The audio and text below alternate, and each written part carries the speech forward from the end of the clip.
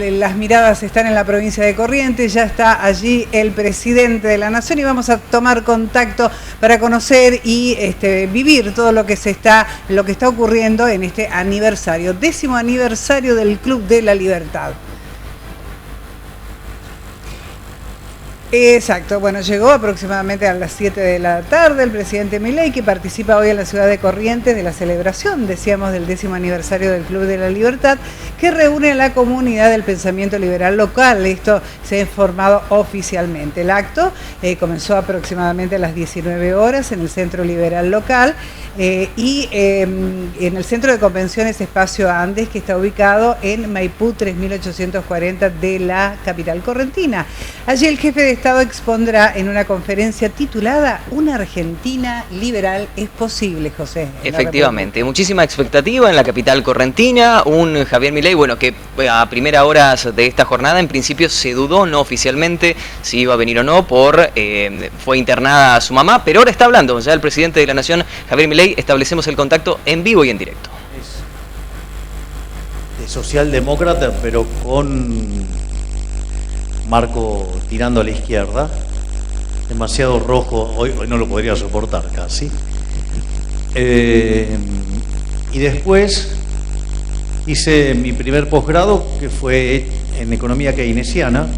Ahí fui aprendiendo las distintas versiones del keynesianismo y la verdad es que como me sentía muy satisfecho con los resultados y con cómo funcionaba esto en la vida práctica, esa me llevó a hacer otra maestría, que es la maestría que yo hice en el Litera, que era una maestría mucho más ecléctica, y ahí me fui yendo más hacia una cuestión más neoclásica, ortodoxa. Es más, estaba muy contento con todo lo que era la teoría de los ciclos reales y demás.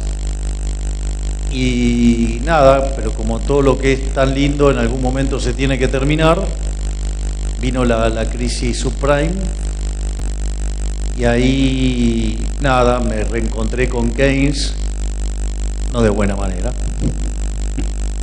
y me reencontré con Friedman. Ahí creo que crecí mucho profesionalmente, sumado a todo lo que había crecido cuando estuve en el estudio de Broda. Y en ese momento me di cuenta que era muy frustrante todo el tema de la coyuntura y demás. Dije, bueno, me voy a dedicar a estudiar cuestiones de largo plazo. Y entonces me empecé a dedicar al crecimiento económico. De hecho, me leí cuánto libro anda dando vuelta al crecimiento económico. Y ahí me empecé a sentir más satisfecho. Además, perdón, si tenía algún problema, como son modelos que están pensados para lógicas de 50 a 100 años, entonces tampoco me preocupaba mucho la coyuntura, pero tarde o temprano algo tenía que aparecer que me rompiera los ojos, y fue cuando tuve que ir a exponer al World Economic Forum sobre crecimiento económico y capital humano, y en realidad sobre demografía y crecimiento. Y ahí cuando empiezo a revisar los datos de Angus Maddison, me encuentro con lo que en economía se llama el palo de hockey, que lo que hace es analizar la evolución del PBI per cápita mundial durante la era cristiana, y uno ve que entre el año 0 y el año 1800 el PBI per cápita estaba prácticamente constante.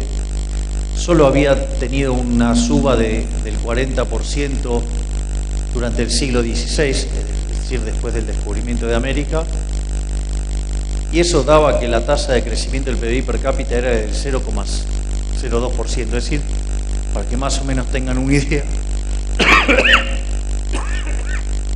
se necesitaban 3.500 años para duplicar el PBI per cápita.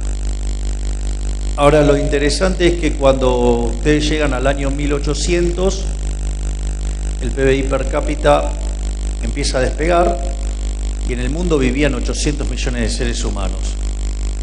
Y lo interesante es que, si ustedes lo miran a hoy, el PBI per cápita creció más de 15 veces en un contexto donde la población se multiplicó por 8.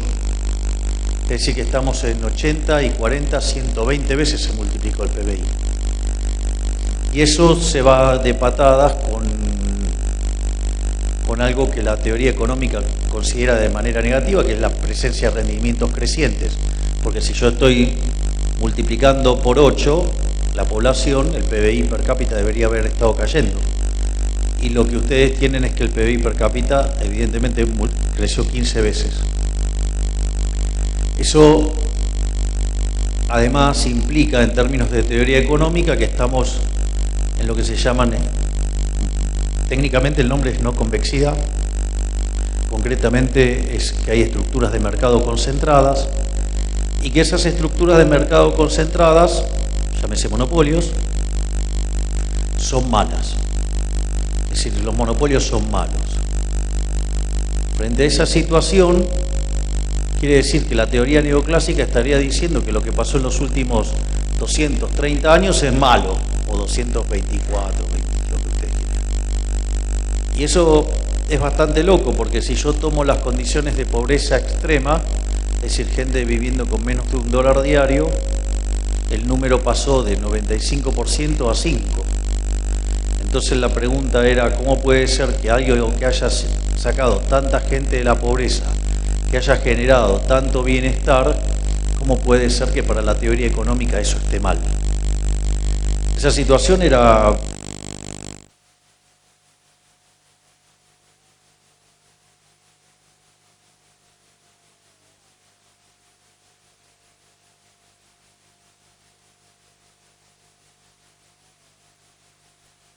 Lo estamos viendo, ¿no? Al presidente de la Nación en el marco, reiteramos, de este aniversario, 10º aniversario de la Fundación Club de la Libertad, y haciendo una reseña un poquitito de sus capacitaciones, de sus frustraciones con distintas teorías económicas y demás en este comienzo de la conferencia. Volvemos al audio y a escucharlo al presidente. Nuevamente tuve la dicha de uno de los analistas que tenía en el equipo, que había sido alumno mío en UADE, me trajo el artículo Monopolio y Competencia de Rothbard, que estaba publicado por Libertas, cuya traducción la hizo el papá del prócer, o sea, Alberto Venegas Lynch padre.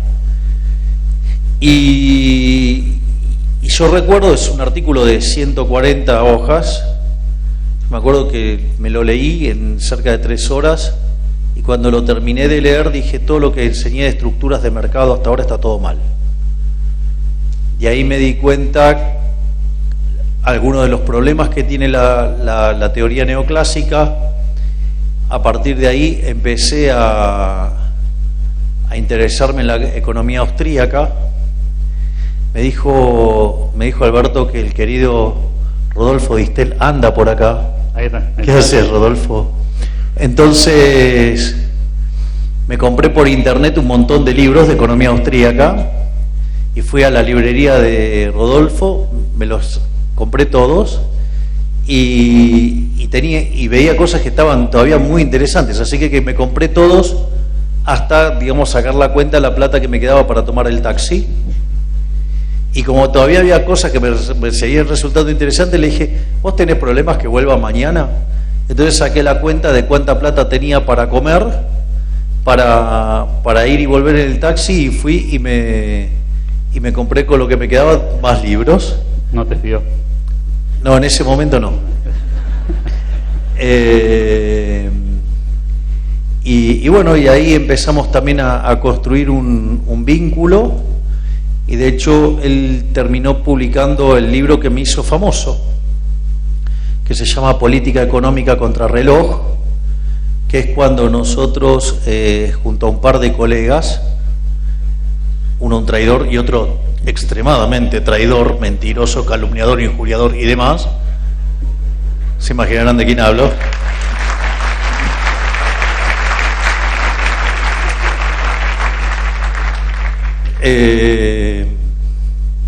Entonces, en ese sentido, lo que pasó es que en ese libro se predice la crisis del 2014. Y a partir de ahí, bueno, ahí me empecé a ser conocido y, bueno, alea jacta es. Llegué a ser presidente.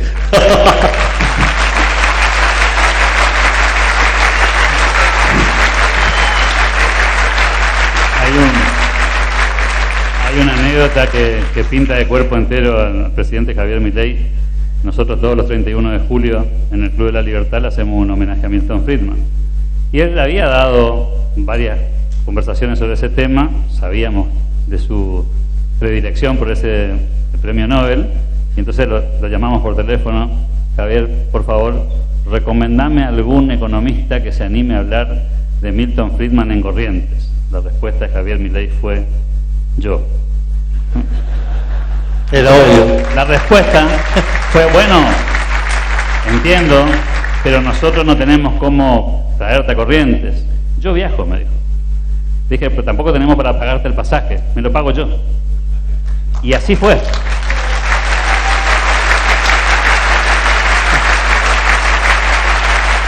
Y anda por ahí la foto de esa reunión que hicimos ahí en la calle San Martín, el 2400, en el Centro de Computación Médica, que un socio del club colaborando con nosotros siempre nos daba, y ahí diste esa charla para 14 jóvenes en aquellos años. Un primer paso hacia lo que hoy conocemos, y vale la pena agradecerlo y recordarlo. Ya, por favor. Quiero detenerme un poco. Martín usted suele tener una frase que describe el proceso evolutivo de los liberales, ¿no? Entonces dice, arrancamos siendo liberales clásicos, después pasamos por el minarquismo y en algún momento llegamos al anarcocapitalismo. Algunos dicen que muchos liberales vuelven. ¿Cómo es tu historia? Bueno, yo arranqué de un poquitito más lejos. Arranqué con los post-keynesianos, así es que hice un caminito un poquito más largo. Digamos, me fui unas cuantas veces al pasto y me pegué unos cuantos golpes. Pero hoy, digo, yo naturalmente soy anarcocapitalista, digo, aparte estoy orgulloso de ser anarcocapitalista. Y lo que sucede es que soy loco, pero no soy boludo, no como vidrio.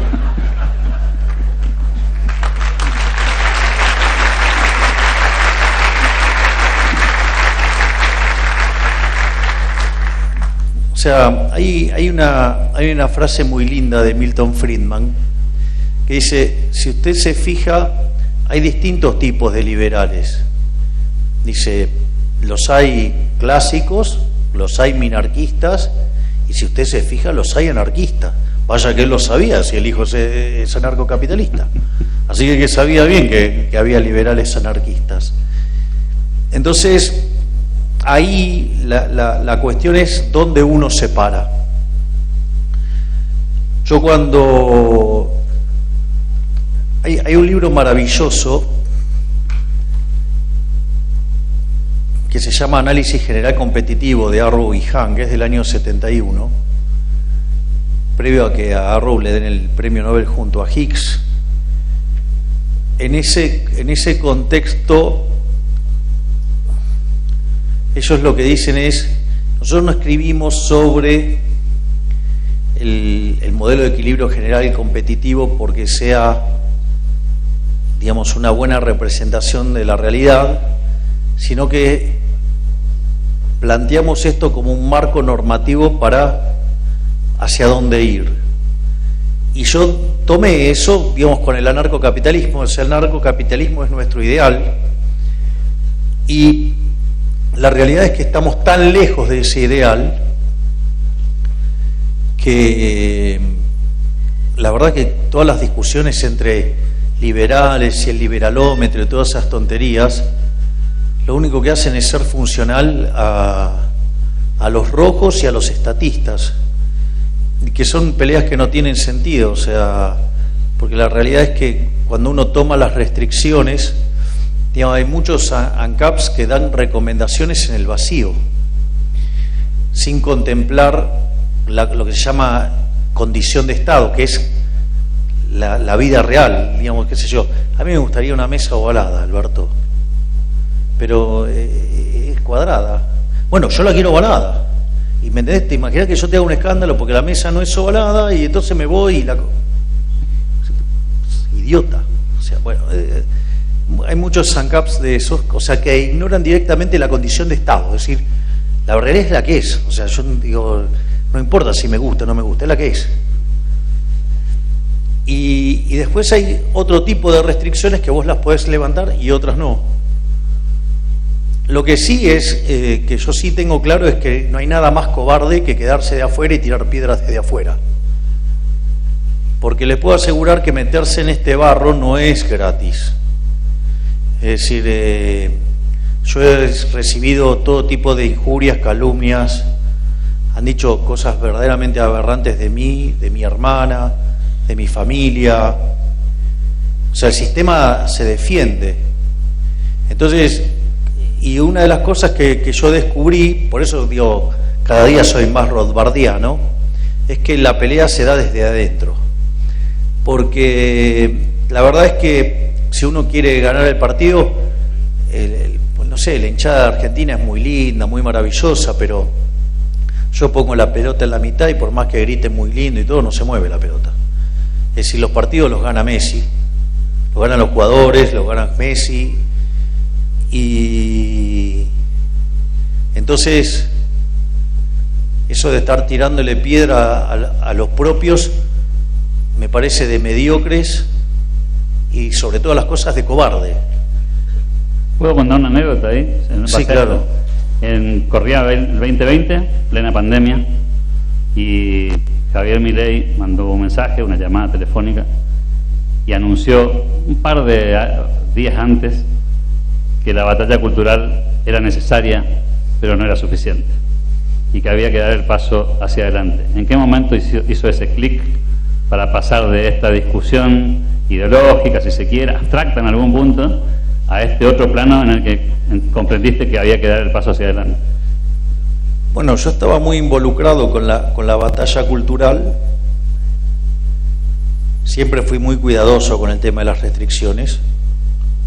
En eso siempre fui muy prolijo. Puede ser por mi formación matemática.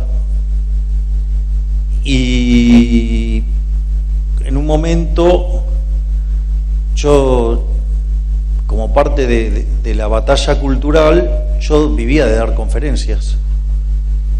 Pero para mí era importante tener acceso a los medios de comunicación, porque eso es lo que me permitía hacer como una suerte de marketing, y eso era lo que me permitía viajar y poder cobrar por las conferencias y llevar un nivel de vida aceptable.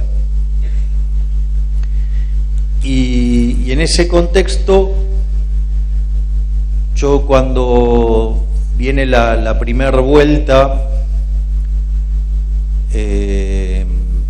entre Macri y Alberto Fernández, que le saca tanta diferencia, en ese contexto, nada, era obvio que ya está, que ganaba, que era muy difícil levantar y remontar eso.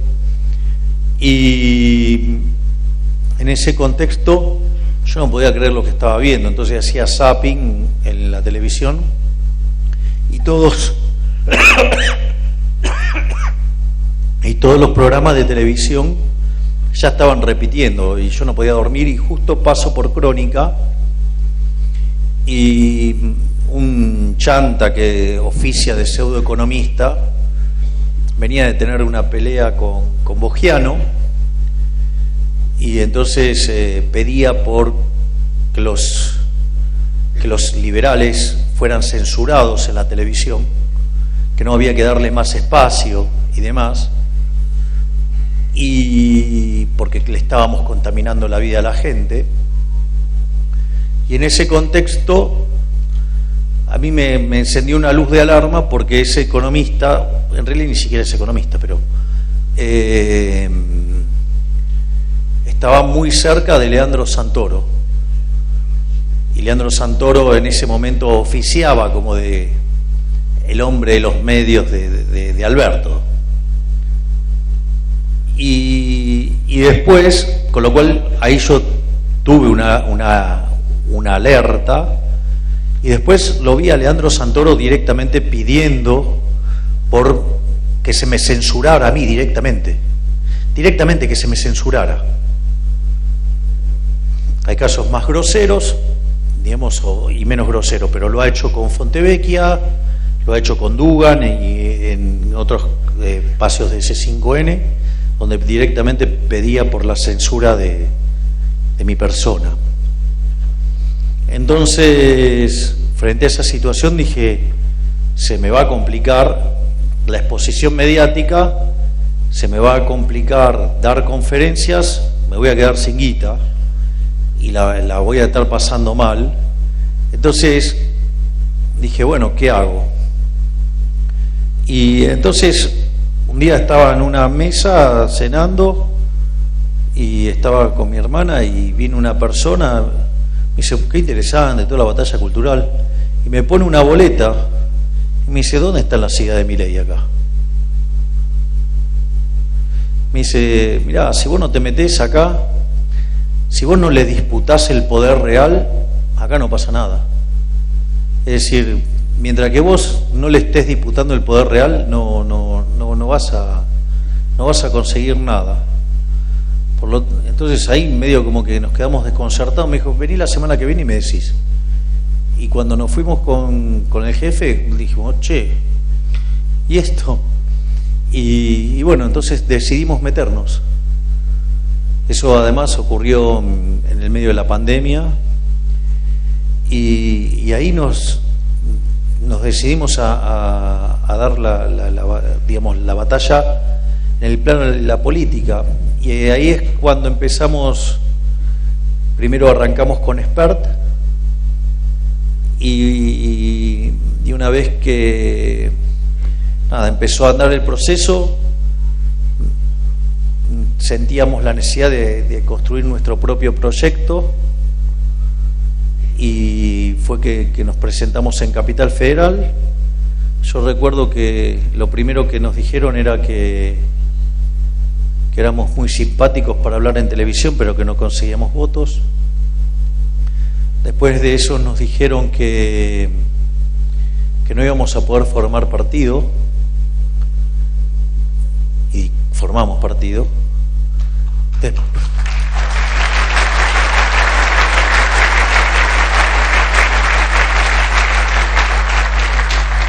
Después de eso nos dijeron que no íbamos a poder pasar las PASO.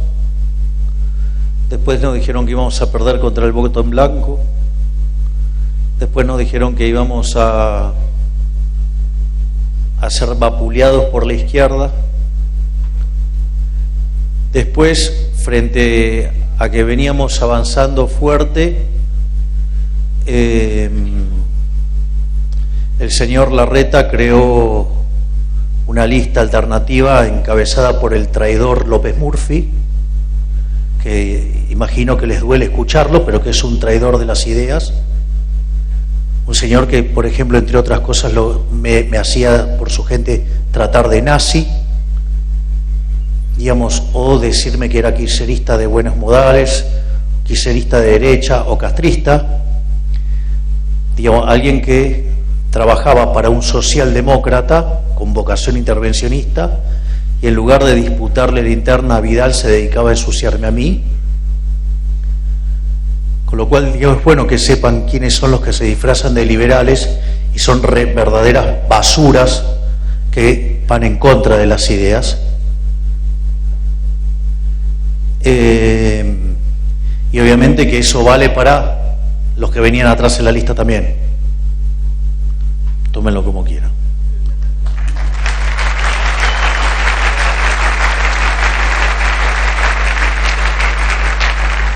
Miren, yo les voy a decir algo. Hay una frase en política que dice que el que traiciona una vez traiciona siempre. Por eso hace poco dije, para los traidores no hay tabula rasa.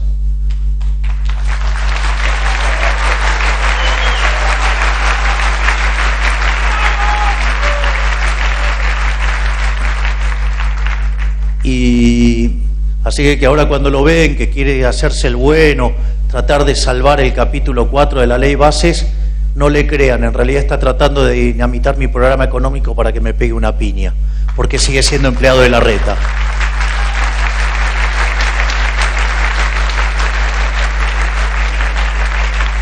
Y entonces fuimos a la elección, digamos, estaba la expresión supuestamente liberal para la gente con los anabólicos de Larreta de López Murphy, y estábamos nosotros. La verdad que si le ganábamos por un voto era un logro fenomenal, y ellos sacaron 11 y nosotros sacamos 14 puntos. Así que ahí fue un gran espaldarazo. Y es más, ellos que eran tan republicanos, hay algo que la gente se olvida, que es el jueves anterior a que arranque, de la noche anterior a que arranque la veda, hicieron un cambio en la metodología en la cual se daba el orden de cómo ingresaban a diputados, justamente para que pudieran quedar acomodadas las listas bien. Y claro, y como después el viernes arrancaba la veda, no se los podía criticar, no se podía hablar de este tipo de cosas. O sea, para que vean a alguien que se la jacta de ser tan republicano, lo roñoso que es. Además, en nuestra película, ¿cómo se llama nuestra película no la Pandenomics, la otra? La Revolución Liberal, que estamos cerca de 2 millones de reproducciones. Contamos todas las mentiras de López Murphy y su banda durante todo ese proceso para ensuciarnos y demás. Que dicho sea de paso, es el autor de la frase fenómeno barrial.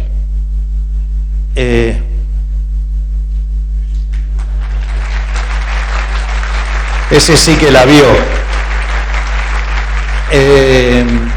Pero más allá de eso,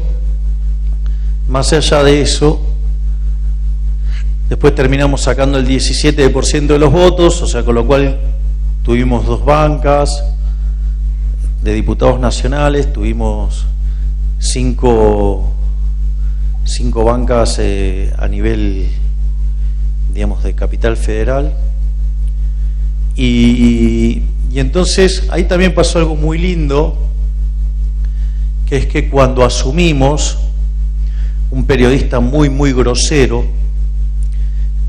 tratando de provocarme, ¿no?, y agredirme,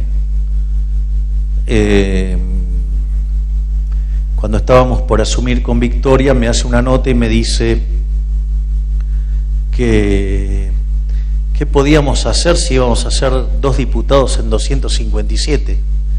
Es decir, que la propia dinámica de la Cámara nos iba a absorber y no íbamos a poder ser parte de ninguna comisión ni de nada, con lo cual que éramos la insignificancia misma.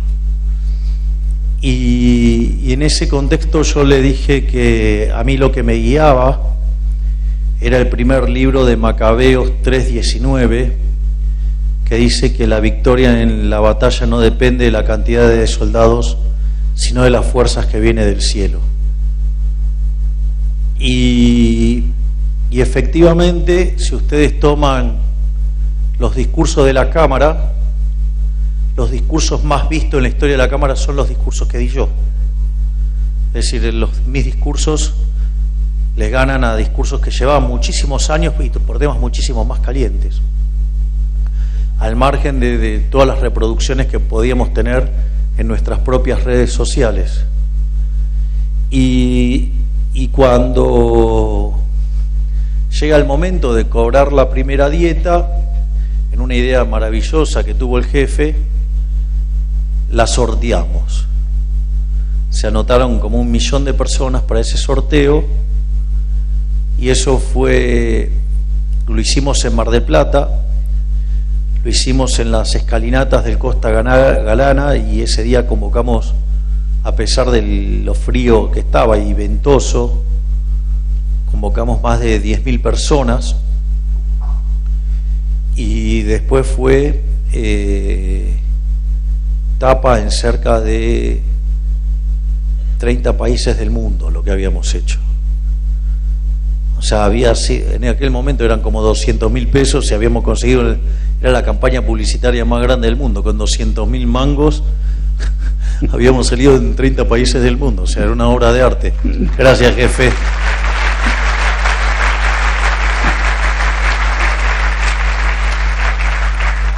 Y en ese contexto nos dimos cuenta que había mucho potencial, y es así que nos largamos a la carrera presidencial, y a pesar de tener que sufrir la campaña sucia más violenta de toda la historia, o sea, dejaron a la de Trump chiquitita, por decirlo de alguna manera,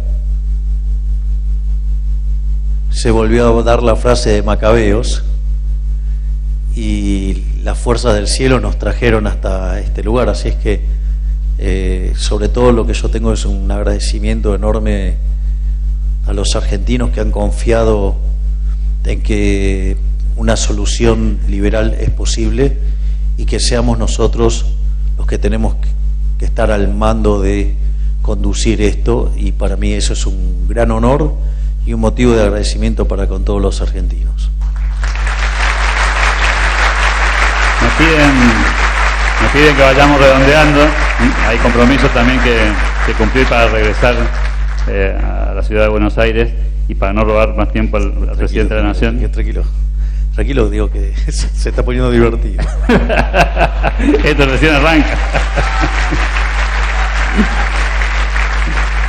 Siempre nos dijeron que la batalla cultural tenía poco sentido, porque en definitiva era una reunión de amigos que se juntaban en un café, o que eventualmente daban una conferencia a la que no venía nadie, y que así no se cambia la historia. Hoy, con el diario del lunes, por cierto, ¿cuánto tuvo que ver ese recorrido en los medios de comunicación, esas charlas con 15 personas, esas conversaciones con amigos hasta alta hora de la noche, y esa lectura que pocos conocen, ese recorrido y esa evolución intelectual para que esto suceda? Para mí es fundamental. Para mí es fundamental. Si hay algo que a mí se me pondera y se me destaca en la política, pese a todo lo que no ven y lo que no la ven, es que nadie puede dudar que estoy convencido. O sea, yo estoy convencido. El rumbo está claro. Y eso es importante, porque hay un dicho que dice que el que no sabe lo que busca no entiende lo que encuentra. En cambio, cuando uno tiene un ancla conceptual tan clara, eso es una herramienta muy poderosa. Y en ese sentido, como insumo, es muy importante, pero la batalla cultural no se tiene que dejar de lado. No es la batalla política o la cultural, es la cultural. De hecho, nosotros hacemos batalla cultural aún desde la política. Entonces, de repente hay gente que no entiende algunas cosas que hago. O sea, por ejemplo, si yo de repente decido discutir con un artista popular, el problema no es el artista popular. O sea, ustedes se imaginan que yo me ponga a hablar de Gramsci y de cómo, digamos, interactúa, digamos, el tema de la educación, el tema de los medios de comunicación, la cultura. Digo, me pongo a hablar de eso, es un bodrio, nadie me va a dar ni 5 de pelota. O sea, pero además nadie me lo va a preguntar, a nadie se le ocurre preguntarme semejante cosa. Ahora, si yo, digamos, mediante una discusión de esas características, te traigo a la mesa todos los excesos que cometen gobernadores e intendentes con los recursos usurpados del sector privado, porque yo no dejo de pensar que el Estado es una organización criminal, violenta, que se financia con una fuente coactiva de ingresos llamado impuestos.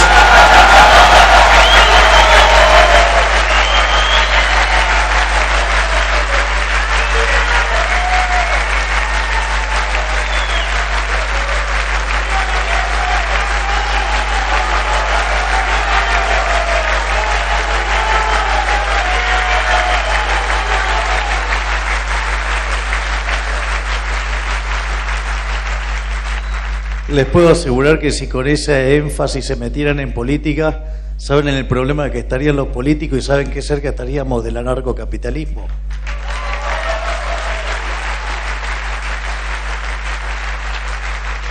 Entonces, si ustedes en principio entienden que los impuestos son un robo, punto de base, y que jamás un político lo va a poder gastar en lo que ustedes quieren, de la manera que ustedes quieren, porque además, aun cuando lo gastaran en lo que ustedes quieren, el solo costo de transacción ya es un problema, y además tampoco conocen sus preferencias, así que tampoco va a ocurrir.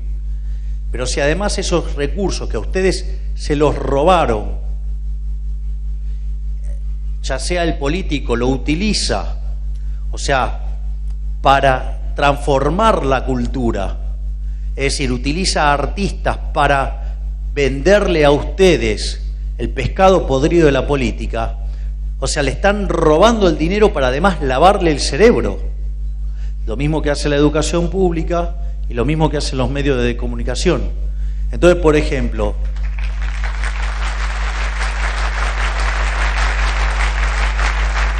esto, por ejemplo, a mí me sirvió para dejar de manifiesto cómo el señor Quintela decía que no tenía plata, pero gastaba una fortuna pagando recitales de artistas que no hubieran podido cobrar eso en situación de mercado. Con lo cual ahí hay un agravante adicional y que alguien debería explicarlo. Y que además esos artistas militaban una determinada idea y se dedicaban a ensuciar, por ejemplo, a los que adhieren a las ideas de la libertad. Es decir, con lo cual esos artistas dejaron de ser artistas para convertirse en agentes de propaganda política que forzados, que son financiados robándole la plata del bolsillo a ustedes. Ahora lo entienden todos.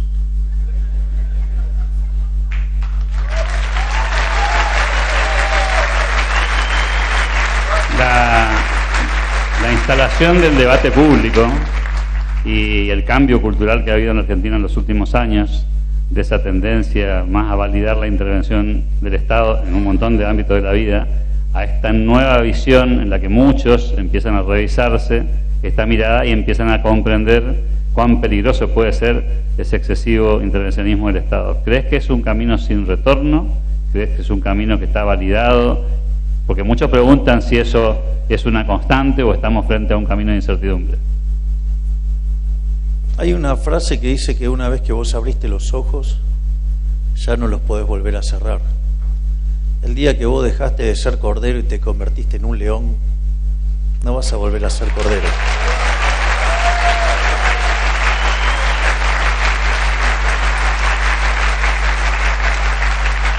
Y eso el 56% de los argentinos lo vio y se despertó.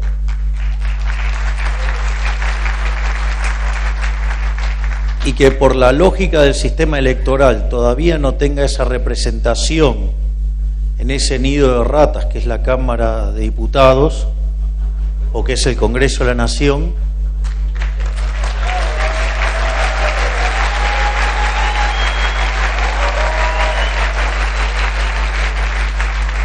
bueno, esto está bueno porque una de las cosas por las cuales los políticos no ven y no entienden lo que yo hago es que partimos de premisas distintas. Ellos parten de un supuesto donde creen que la gente los ama y yo parto del supuesto de que son una mierda, que la gente los desprecia.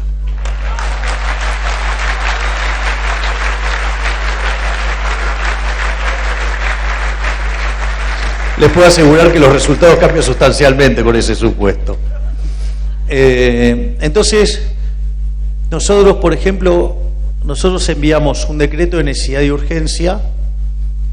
Tío, Argentina con 210% de inflación, con la inflación en la punta corriendo al 17.000%, con 47% de pobres, como ahora ha dibujado la UCA, y demás, eso no eran condiciones de, digamos, de necesidad y urgencia. Digo, están mirando la película en otro lado. Y nosotros también mandamos la ley de bases y punto de partida para la libertad de los argentinos, que entre los dos documentos son cerca de 1000 reformas estructurales. ¿Se acuerdan que decían que nosotros no teníamos plan? Al tercer día, cuando pudimos nombrar las autoridades del central, lanzamos un plan de ajuste, un plan de estabilización ortodoxa, que básicamente era déficit cero, sanear el Banco Central y liberar el mercado de cambios, digamos, mediante paulatinas pasos hasta poder limpiar el money overhang y arreglar el problema del Banco Central. Y tuvimos que esperar algunos días hasta que nos pudiéramos nombrar las autoridades del Banco Central, que de hecho decían que era imposible hacer el ajuste que nosotros proponíamos. Nosotros dijimos que íbamos a terminar el año 2024 con déficit cero, es decir, con equilibrio financiero.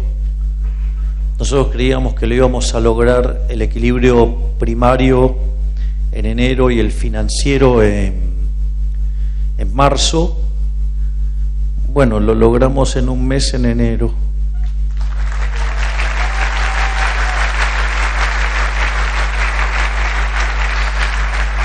Es muy interesante porque un conjunto de resentidos, envidiosos, están diciendo, bueno, así lo hace cualquiera.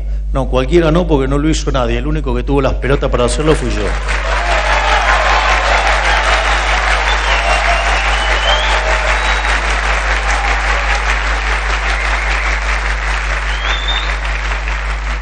Por otra parte, lo que tiene que ver con el DNU y con la ley de bases son 1000 reformas estructurales que nos permiten el índice de libertad económica mejorar 90 puestos, es decir, pasar a niveles de libertad económica parecidos a Alemania. Eso haría que nosotros en 20 años podríamos parecernos a Alemania. Pero bueno, la miserabilidad de la casta política frente a sus privilegios que no quiere ceder, empezaron a sacarle pedazos a la ley, empezaron a mutilarla, empezaron a desguazarla, empezaron a defender sus tongos, y frente a esa situación decidí levantar la ley. Levantamos la ley y ¿qué es lo que hicimos? Los expusimos a todos. Es decir, aquellos que decían que estaban a favor del cambio y en realidad les mintieron a todos, no están a favor del cambio. Se disfrazaron de agentes del cambio para defender sus privilegios de casta política. Y la verdad es que si uno parado ex ante con 38 diputados, la realidad es que ex ante lo más probable era que no pasara la ley, con lo cual todas esas críticas de que hay mal manejo del oficialismo, las críticas sobre Martín Menem, que hace un trabajo fenomenal, son todas estupideces, porque es lo que se llama la falacia del nirvana. Digo, ustedes no pueden comparar el accionar de Martín Menem como si tuviera mayoría calificada. Digo, eso es propio de un idiota. Bueno, hay un montón de idiotas, sobre todo los que no la ven. Y lo otro es, la realidad es que esas reformas, obvio que nos permitirían, por ejemplo, duplicar el PBI per cápita en 7 años, y si estamos así con este marco que tenemos ahora, duplicar el PBI per cápita nos podría llevar, no sé, 30 años, 25 años. Claramente las consecuencias en términos de bienestar, en términos de caída de pobreza, indigencia, no son triviales, pero la miserabilidad de la política que defiende sus privilegios no le importa que ustedes estén peor, porque lo único que les importa a ellos es estar bien ellos. Y en ese contexto, fíjense qué loco, ¿no? Porque a todos los presidentes le dejaron pasar un montón de decretos de necesidad y urgencia. Nosotros es la primera vez que un decreto le devuelve libertades a la gente,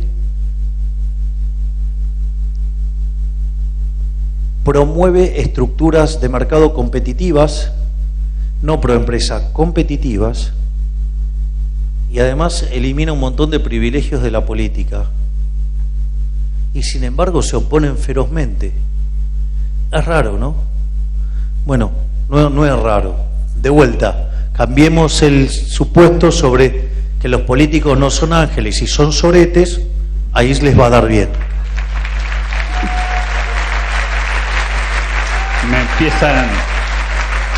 Me siguen haciendo señas los amigos del equipo presidencial para que vayamos redondeando, y no queremos dejar de, además de agradecer, no queremos dejar de hacerte algunos presentes que creemos que son de gran valor, y me parece que son de alguna manera un agradecimiento, primero por la presencia de todas las veces que estuvo Javier Milei en Corrientes, en segundo lugar por este gesto que va a ser muy difícil de olvidar, que un presidente de la Nación esté en un foro de estas características, y mucho más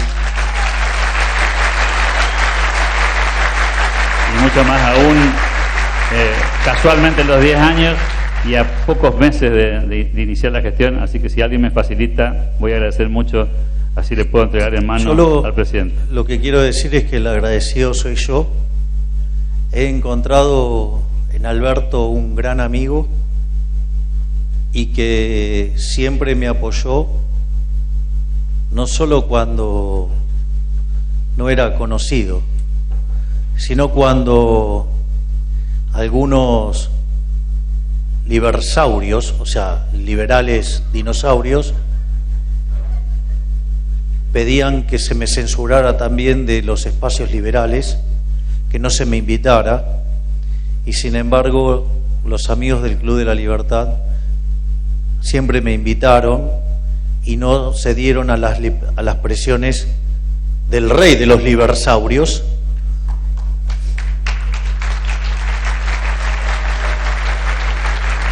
Así es que no importa, digamos, qué rol uno le toque, cuál es el trabajo que tenga hoy, ¿no? Digamos, uno tiene que ser agradecido independientemente de que hoy tengo un trabajo un poquito más sofisticado. Un poquito más complicado. Si alguien me facilita, le agradezco, presidente. Les agradezco a todos y les pido un aplauso muy fuerte para el presidente de la Nación.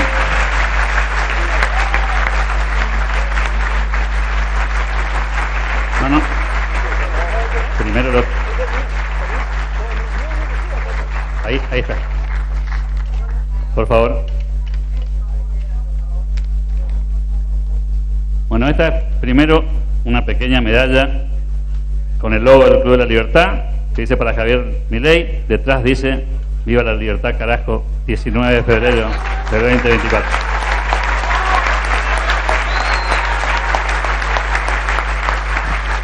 Lo segundo, más breve: la caridad bien entendida empieza por casa, y acá sí me gustaría que vos expliques de qué se trata esto. No, por favor. ¿No? Bueno, esto tiene más que ver con lo judaico y por supuesto con un símbolo que significa mucho para los que profesamos la fe.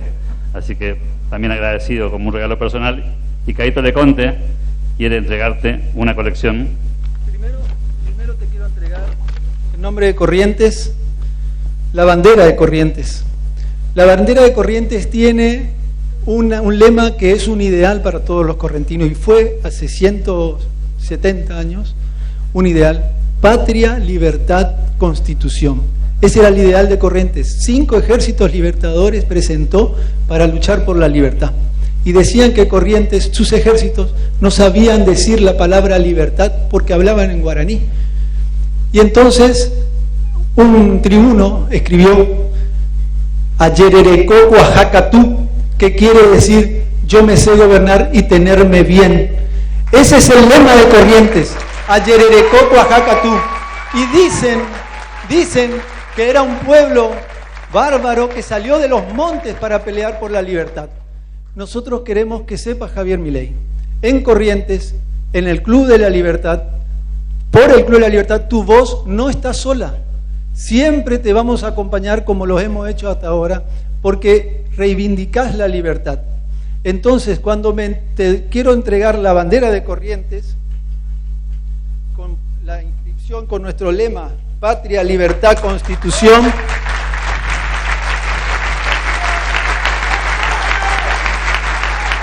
es la historia de Corrientes y de la Argentina para lograr la organización nacional. Y último, cuando me enteré que eras un admirador de Alberdi,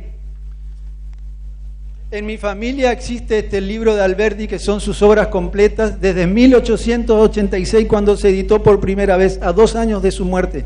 Eso muestra la estirpe liberal de siempre, de la familia y de la gente de Corrientes. Cuando me enteré que Alberdi era alguien que te gustaba mucho, decidí yo, que hoy soy el dueño del custodio de esta reliquia familiar, entregártelo a ti, porque yo sé que estará en buenas manos. Mis hijos no van a heredar esto como lo heredé yo, pero mis hijos, que sí la ven, me dijeron, papá, nosotros vamos a heredar una Argentina en libertad. Javier Milei.